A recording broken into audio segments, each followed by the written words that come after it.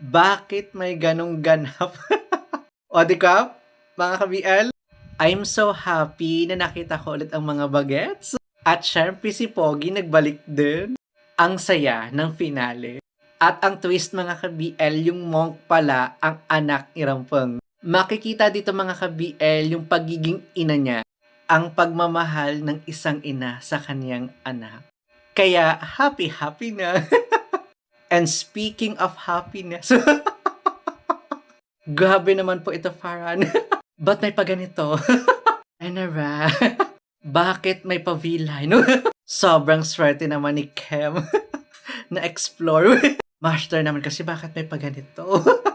And this is the twist na hindi ko in-expect. Literal na nagbalik ang mga bagets.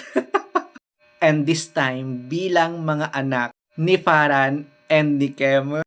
And they are one simple happy family. Talagang nag-reincarnate yung dalawa. Oy.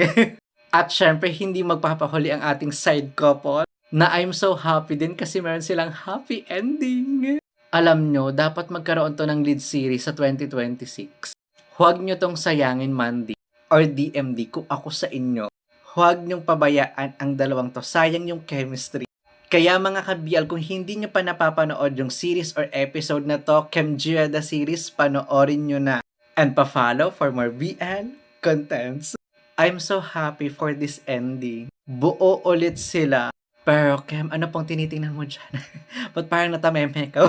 Ba't parang natulala ka? Sobrang laki ba nung view? At least nag-enjoy. Papuntang Depas.